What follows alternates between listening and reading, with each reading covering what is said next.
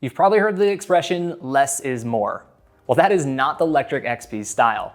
One of the incredible things about this folding bike is that with every new version, it gives you more. More features, more power, more value. But the best part? It delivers all that without raising the price, which is music to any customer's ears. It's one of the reasons this is the most popular selling e-bike in North America with more than 400,000 riders of an XP. This right here is the Lectric XP3, and this is the brand new Lectric XP4. A lot has changed with this latest model, so let's dive in and see what more Lectric has thrown into the mix this time.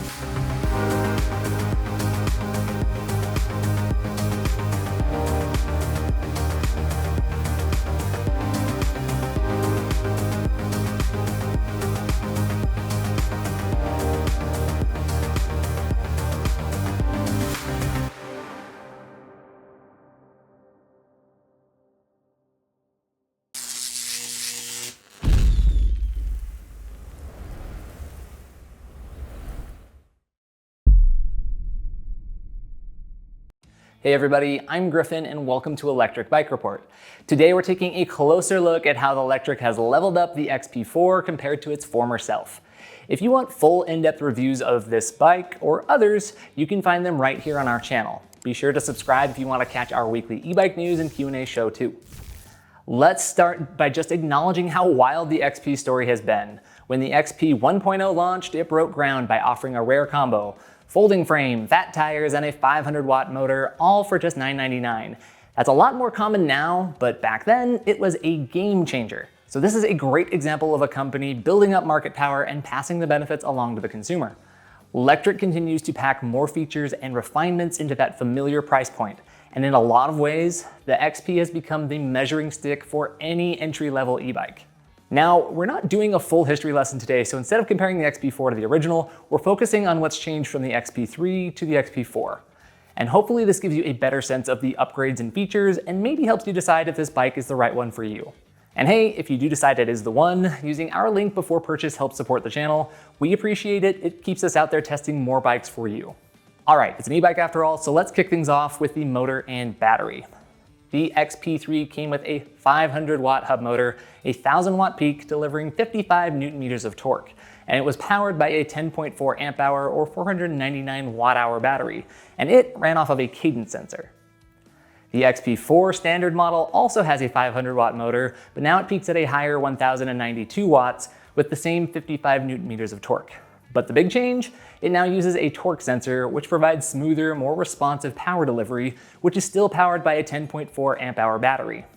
New to the XP4 is the optional upgrade to a 750-watt motor or 1310 peak with 85 Nm of torque, and that is paired with a much larger 17.5 or 840 watt-hour battery.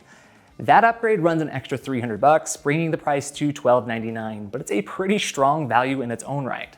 We'll focus today on the 500 versus 500 comparison, but I'll have a separate video comparing the new 500 watt to the 750 watt versions if you're interested in the performance difference on those. So again, make sure you're subscribed. Both bikes here use aluminum folding frames and come available in step-through and high-step variants. But the XP4's design feels sharper and more purpose-built. I mean, just look at them and you can kind of spot the differences for yourselves. Both models come with 20 by 3-inch fat tires, but there is a difference in the tread.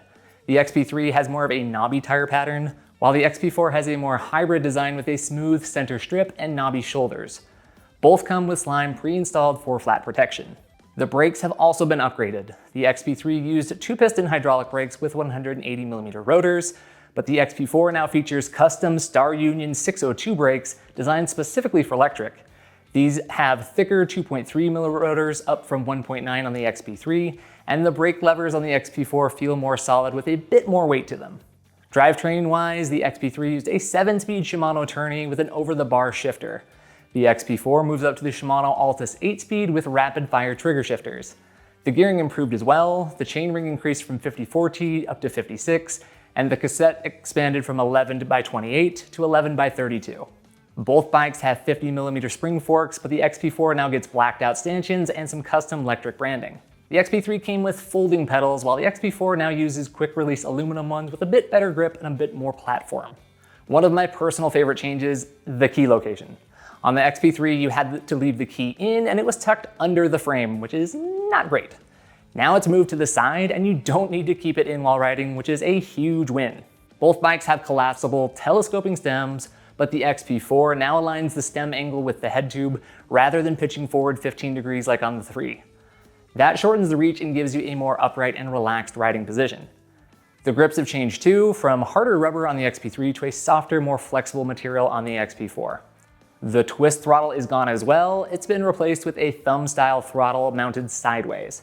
And now let's talk a little bit about the displays. The XP3 had a black and white screen with a bar-based battery readout, and the settings menu was pretty confusing. Lots of abbreviations and numbers requiring a manual to decipher it all and make adjustments. The XP4 now has a full-color 3.5-inch display with more detailed ride metrics and a much easier to use menu system. The control pad has been upgraded too, with soft touch buttons, and the bike now includes turn signals integrated into the taillight, something the XP3 didn't have. Both bikes come with headlights, but the XP4 includes side visibility improvements. The fenders have changed as well. It's metal on the XP3, but now a plastic on the XP4, still functional, just quieter and more resistant to clangs and dings. Both bikes had rear racks capable of hauling 150 pounds, but the XP4 has the better looking level up rack. They both work with accessories for taking along extra passengers or other cargo. And both bikes support class 1, 2, or 3 speeds and can carry up to 330 pounds of payload and fit riders from 4'10" up to 6'3". So yeah, very little stayed the same between these two, and most of the changes are very welcome. In our solo reviews, we always include a ride quality section to break down how the bike feels. And in this quick comparison, I'd say that the XP4 is a clear step up from the XP3 in most ways. There are just a couple of small things I'd still like to see done differently. Now, starting off with the good, the XP4 rides smoother than ever. Credit goes to the torque sensor, the smoother tire tread, and all the little refinements. Just better touch points, improved geometry, and a frame that feels familiar but more dialed in. It's easily the most confident ride I've had on an XP to date. Now, let's talk about the screen, which for me was about 5 steps forward and maybe 1 back. I love the clean layout, the extra ride data, and seriously, the new menu system is a total game changer. As someone who constantly adjusts settings during testing, I can't count how many times I've had to Google past XP display menus because they were just a jumble of letters and numbers. Sometimes you were adjusting things at random and hoping for the best. But with this new one, it is super intuitive. It's a big win, everything is labeled, and it's hard to get messed up. Now, my one gripe, I asked for the bar-based battery readout to go away, and Lectric kind of delivered. The new percentage-based readout is great in concept, but it still drops in 10% increments, so it ends up feeling kind of like a bar readout anyway. Now that said, it's more stable than before. The XP3's display would sometimes drop a few bars and then add them back after you would start coasting, which could be kind of frustrating. The XP4's readout drops more consistently and stays dropped, so it's still a step in the right direction. Now, folding has largely remained the same on these two bikes, although I like the new pedals as the old ones now feel kind of cheap by comparison. I did notice that the XP4 can have some frame-on-frame contact though.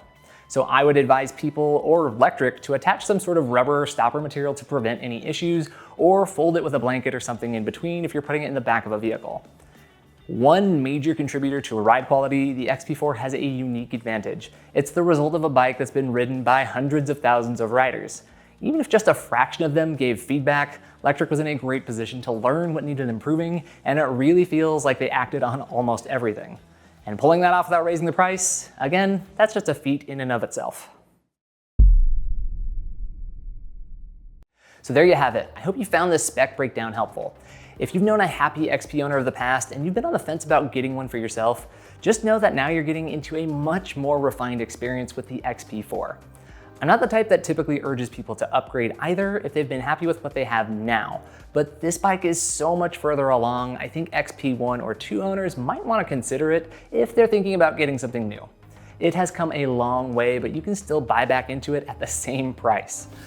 That'll do it for this video. Let me know if there are any lingering questions you have or something you want to share. I'm Griffin with the Lectric Bike Report. Thanks for watching, and I'll see you on the next ride.